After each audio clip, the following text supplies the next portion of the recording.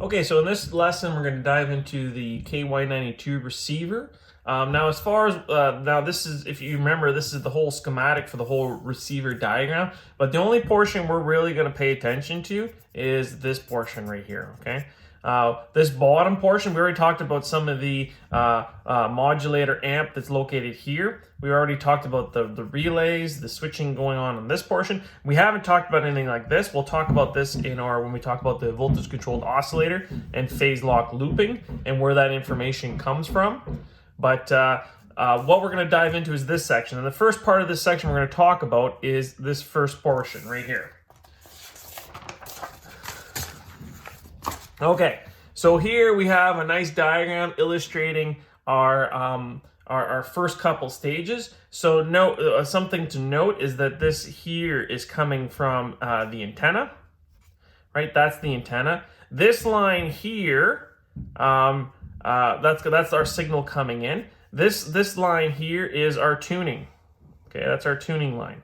So we got three key players as far as tuning is concerned. Is the varactors located here. We got CR101, we got CR102, and CR103. Okay, we're going to see that when we change, you can see that they're all connected together on this line here, right? And they're all connected going through here. As this is being changed, it's changing the tuning of these varactors. What you'll find here, this is a potential that's being changed here. That potential is going to change whatever the reverse voltage is across the varactor. And when the reverse voltage across the varactor is changed, then the capacitance has changed. So then hence we're tuning, right? Notice the capacitors. Notice the little arrow on the inductors here. Okay, so these little arrows on the inductors are for fine-tuning the circuit. Okay, so you can fine-tune the circuit even more. This is done normally initially when the receiver is being set up, and normally not played with unless it goes out. Okay, so normally we don't play with that. These ones here are being adjusted. The varactors are being adjusted automatically. So our first stage, and we come into our RF stage. Notice we have, this is our tuning circuit. So at this point, this is the portion that's tuning to make sure the RF amp gets the signal it needs. Notice that we get into our first device. Our first device is a dual gate MOSFET.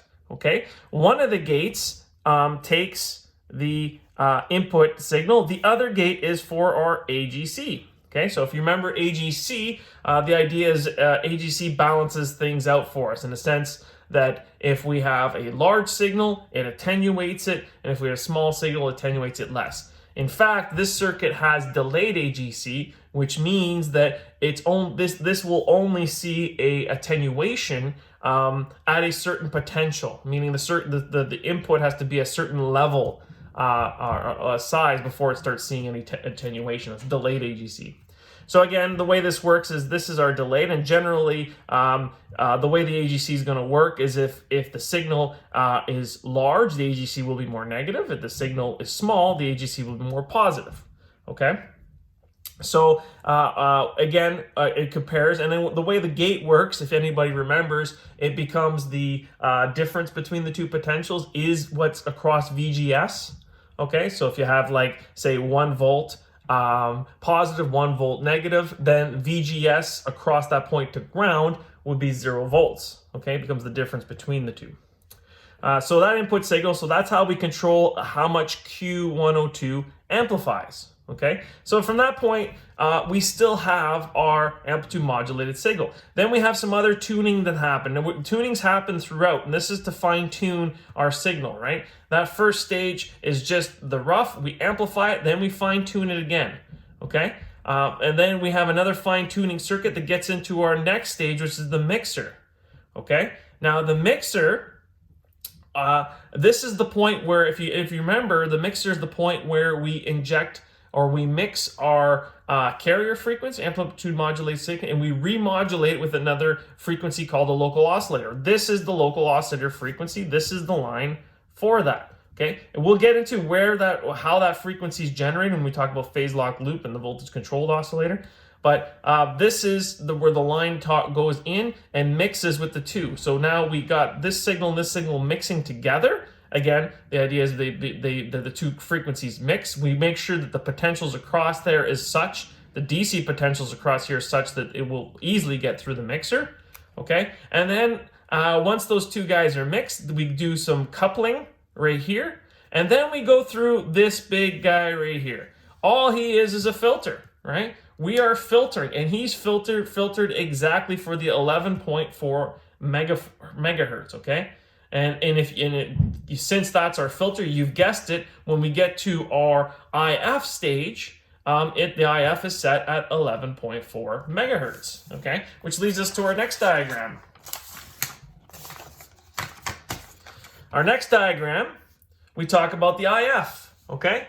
Here's our first stage IF, okay? Now it's a little cut off here, but the first stage IF, in fact, is an op amp, okay? And the op amp, now there is an AGC line and it's a little bit cut off, but what we have here is an op amp. We have two inputs, okay? One of these is for the AGC, we do the automatic gain, and the other one is out of that 6-pole filter, okay? And it's comparing the two inputs and amplifying whichever one is larger, okay? That will adjust the signal. Again, this is another way to adjust our gain of the circuit. We go through our op amp, and the signal keeps riding along. We go through some transformer coupling. Generally, this guy is a step down, I believe. Then we go into our second stage IF. Again, the idea is sometimes when we do some of that filtering, we want to amplify. So at this point, we have an amplitude modulated frequency, but the only frequency at this point is the 11.4 megahertz amplitude modulated frequency. Okay, and we have two stages of IF, and the idea behind that is that we need to amplify it to a certain level before we go to the detector. The detector will give us some loss, okay? Well, when the detector gives us some loss, we need to make sure that the input signal is large enough that we can accommodate for that loss. Okay, so the next stage is our detector, which is this guy. So we go through this coupling. So again, we amplify things again.